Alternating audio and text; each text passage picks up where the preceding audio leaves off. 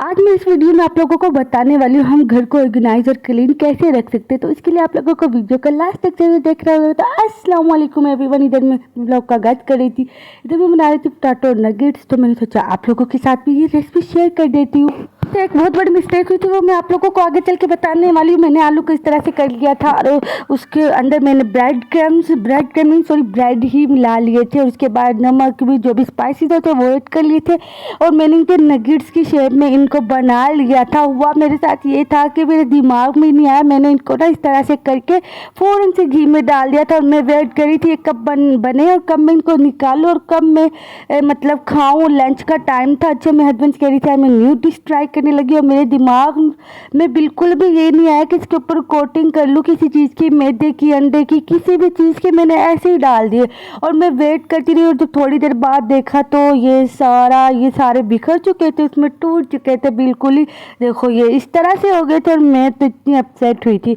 उसके बाद मैंने थोड़े बहुत ऐसे निकाल के खाए थे, टेस्ट बहुत ज़्यादा मज़े का था। फिर मैं नेक्स्ट डे दिखाऊंगी आप लोगों को, बिल्कुल ठीक बन गए थे। इधर था ये नेक्स्ट मॉर्निंग का टाइम, तो मैं इधर बना रही थी चाय, साथ साथ में चाय बनाई थी और अभी मैंने रोटियां बनाई थी और साथ साथ में ये वाला ड्रामा देख रही थी। कल ही ये न्यू ड्रामा आया था, बहुत अच्छा लगा और मुझे ये लड़का तो पर्सनली बहुत ज़्यादा अच्छा लगता है ना, बहुत प्यारा लगता है। इसका मैंने एक ड्रामा अन्ना भी देखा था और एक ये भी देखा था मोहब्बत तुमसे नफरत है, ये वाला। तब से मुझे ये ना बहुत ज़्यादा अच्छा लगता है। अच्छा, तो उसके बाद ये दोपहर का टाइम था, दोपहर को मैं फिर से चाय बना रही थी तो मैंने फिर नगेट्स बनाए इस तरह से ना। अब मैंने ना मैदे की कोटिंग की थी जिसकी वजह से ना ये बहुत ज़्यादा अच्छे बन गए थे। तो मैं ना इतने दिनों से सोच रही थी मेरे घर का कोई भी कॉर्नर गंदा होना मेरा दिल नहीं लगता, मुझे बड़ी अजीब सी उलझन सी होती रहती है जब तक मैं वो कोना क्लीन ना कर लूँ। तो आज मैं दिखाने वाली हूँ मैं किस तरह से अपने घर के कॉर्नर को क्लीन करने वाली हूँ। सबसे पहले तो मैं इधर आप लोगों को दिखाती हूँ। हस्बैंड मुझसे ना आज भी दोपहर में डांट रहे थे मुझे कि सोफे के कवर तुमने हटा दिए जिसकी वजह से ये गंदे हो जाएंगे, इनके ऊपर इतनी डस्ट आ जाएगी, इनके कवर तुम इनके ऊपर चढ़ाओ और कुशन के कवर भी इनके ऊपर चढ़ाओ। फिर उनकी भी तो बात माननी पड़ती है ना। तो मैंने आज ये कवर भी लगा ही दिए बहुत दिनों बाद। साथ ही मैंने कुशन के ऊपर भी कवर चढ़ा दिए थे क्योंकि हस्बैंड ने बोला था ये ऐसे गंदे हो जाएंगे, डस्ट कितनी ज़्यादा हुई पड़ी तो तुम इनके कवर भी इन पर चढ़ा दो। तो मैंने सोचा चलो उनकी बात भी मान ही लेते, कभी कभी तो माननी पड़ती है ना हस्बैंड की भी बात। खैर कभी कभी क्या अक्सर ही माननी पड़ती है। तो मैंने ना ये इस तरह से कवर कर दिए थे। मैंने कहा चलो वो भी खुश हो ले थोड़ा सा, मैं इनको इस तरह से कवर कर देती हूँ।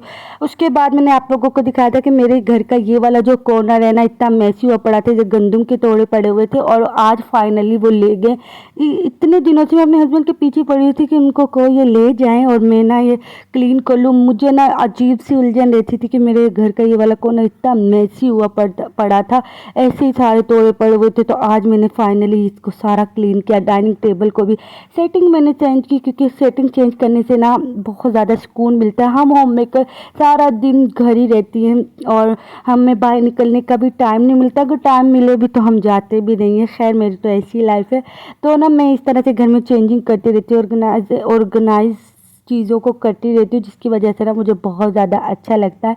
अच्छा, कुछ गंदम हुई थी, कुछ गंदम उनको मैंने ना इस तरह से ना अलग अलग से ना करके रख दिया था। अच्छा, घर का एक कोना भी डिकोर कर लेना इतनी ज़्यादा खुशी होती है। और ना घर का सबसे बड़ा रूल ही है, जो घर का कोना सबसे मेसी लग रहा हो ना, अगर आप लोग स्ट्रेस फ्री रहना चाहते हो ना तो उसको सबसे पहले क्लीन करो, फिर ही आपको सुकून मिलेगा। इधर हस्बैंड ने हवेली बनाई हुई थी अपनी, सारे तोड़े इधर रखे हुए थे आगे पीछे, मैंने इतनी मुश्किल से निकाले। अब आप लोग देखना मैं एक एक कपड़ा ऐसे झाड़ के रखूंगी क्योंकि आजकल ना मौसम ऐसा, छिपकली के बच्चे इतने ज़्यादा हो जाते हैं ना, तो उसकी वजह से ना मैंने भी इधर एक देखा था, इसलिए मैं इनको ना अच्छी तरह से झाड़ के साइड पे कर रही थी और फाइनली मैंने इतनी अच्छी क्लीनिंग कर ली थी। बाद में मुझे देख के इतनी खुशी हो रही थी बहुत ज़्यादा।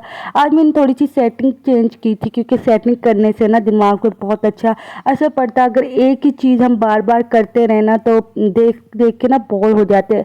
अच्छा, हम होम मेकर की लाइफ बहुत ज़्यादा मुश्किल होती है। व्लॉगरों की साथ साथ दुपट्टे को देखना कहाँ से भी चल रहा है, कहाँ से ठीक नहीं है। ऊपर से इतनी गर्मी थी, बहुत बहुत ज़्यादा गर्मी थी।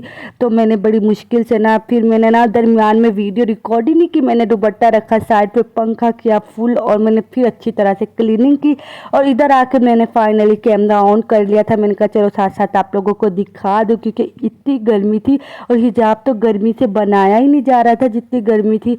तो मैंने फिर रिलैक्स कैमरा बंद करके रिलैक्स होकर काम किया। तो मैंने ना ये वाला डाइनिंग टेबल बिल्कुल दीवार के साथ लगा दी, क्योंकि ये यूज़ तो होता ही नहीं। मैंने कहा इसने बहुत ज़्यादा स्पेस ली हुई थी, तो मैंने ना इसको साथ लगा दिया और ये चेयर इधर रख दी। 2 चेयर तो आप लोगों ने सामने उधर देखी होगी। तो इस तरह से ना मेरा घर बहुत ज़्यादा नीट क्लीन लग रहा था। फाइनल लुक दिखाना मैं आप लोगों को भूल गई थी। तो इस तरह से ना अगर घर में चेंजिंग करते रहना बहुत ज़्यादा अच्छा लगता है। और उसके बाद मैं आ गई थी किचन में, मैंने गूंदा आटा, शाम की कुकिंग की मैंने तैयारी, क्योंकि साथ साथ ये कुकिंग की भी तो ख्याल रखना होता है ना। आटा गूंदा, इतनी गर्मी, इतनी हब्स हुई पड़ी है, पसीने से बुरा हाल हो गया था मेरा। उसके बाद हस्बैंड ले आए थे दाल। मैंने दाल ना, जब मैं मतलब थकी हुई होती हूँ ना, दाल मैं ऐसे ही बना लेती हूँ।